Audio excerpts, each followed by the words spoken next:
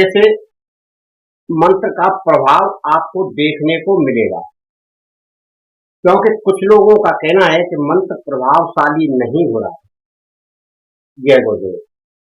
मित्रों, मिशन धर्मा चैनल आपका स्वागत करता है। आप इस चैनल को लाइक शेयर सब्सक्राइब कर रहे हैं और बड़ा प्रेम हमें दे रहे हैं। हम आपको बार बार नमस्कार करते हैं और यह आपको वीडियो जो हम डाल रहे हैं आपके लिए उपयोगी होगी, यही सोचकर हम डाल रहे हैं।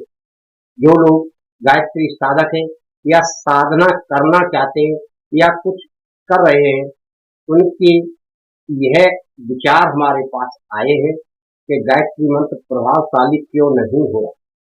मित्रों, इसके लिए प्रभावशाली हो, इसके लिए हम यहाँ एक उपाय बता रहे हैं, आपको वह करना है।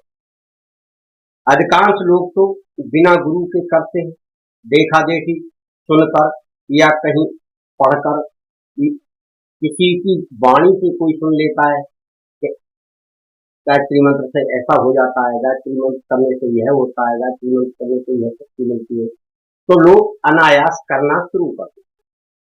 परंतु आप गुरु बनाकर करें, कोई भी क्रिया करें, गायत्री मंत्र करें या कोई और करें, क्योंकि गुरु के बिना ज्ञान मिलता नहीं है।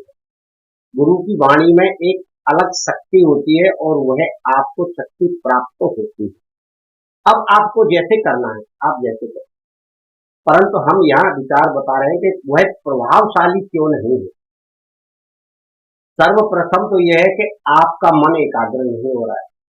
ध्यान एकाग्र करने की विधि हमने आपको बताई है कि आप किसी भी प्रकार से त्राटक को सिद्ध कर लें, तो जहां भी आप ध्यान लगाएंगे आपका ध्यान बखूबी लगेगा और आपको किसी भी मंत्र के विश्वास के लिए आप जिस मंत्र को जाप करेंगे उसका ध्यान करेंगे तो आपको उसकी शक्ति दिखाई पड़ेगी। अब आप गायत्री मंत्र के साधक हैं तो गायत्री मंत्र की शक्ति ही आपको प्राप्त होगी। गायत्री मंत्र की शक्ति प्राप्त कब होती है? जब हमारा ध्यान गायत्री माता की फोटो पर लगे। अब बात यह आती है कि गायत्री माता का फोटो कई प्रकार का फोटो है और उस फोटो को लोग अपने मनमाने तरीके से सजाकर, कुछ छोटा कुछ बड़ा कुछ अनूठा, 5 मुखी 10 मुखी और कई प्रकार के फोटो आप लगाते हैं, परंतु यह नहीं करना चाहिए साधक को। केवल एक मुखी गायत्री का जो फोटो है, एक हाथ में कमंडल है, एक हाथ में वेदों की पुस्तक, उसका आप ध्यान करें और उसी का फोटो आप लगाकर रखें। वह चमत्कारी शक्ति उसी में है। बाकी तो बनाते जा रहे हैं अपनी मन मर्जी से सजावट करके, बहुत ही साधारण फोटो है वो, परंतु सारी शक्तियां उसी में हैं। आचार्य श्री राम शर्मा जी ने सर्वप्रथम उसी फोटो का उपयोग किया था और उसी से चलते चलते लोगों ने कई प्रकार के फोटो बना डाले। जैसा जिसका विचार होता है वह व्यक्ति वैसी फोटो बना देता है, क्योंकि यह उसकी कला है।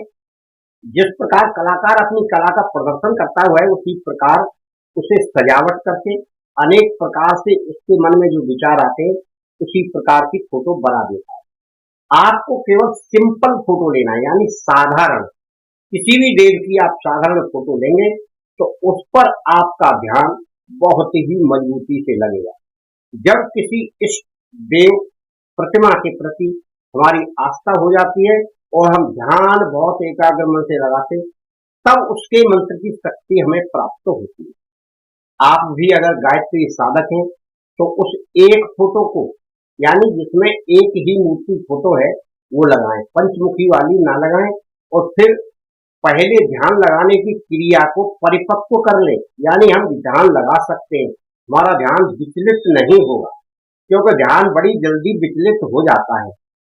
आप मंत्र जाप कर रहे हैं गायत्री माता का और आपका ध्यान पहुंच गया है किसी पुल पर, किसी नदी पर, किसी दोस्त की याद आ गई, तो वहां ध्यान चला जाता है, क्योंकि सूक्ष्म मन बड़ी तेजी से दौड़ता है। इसी को रोकने के लिए हमने बिंदु त्राटक की विधि निकाली थी। लोग उसे सीखें, करें और अपने जीवन में कुछ लाभ प्राप्त करें और अपनी कोई भी साधना करना चाहें तो आराम से कर सकें। अब आप गायत्री साधक हैं तो आप उस सिंगल फोटो को लगाकर उनके समक्ष ध्यान करते हुए गायत्री मंत्र का आप जाप करेंगे तो आपको जरूर लाभ प्राप्त होगा और आपको मंत्र भी प्रभावशाली नजर आने लगेगा, कुछ अनुभव भी प्राप्त होने लगेंगे और हो सके तो आप एक की जगह 3 या 5 माला का जाप करें।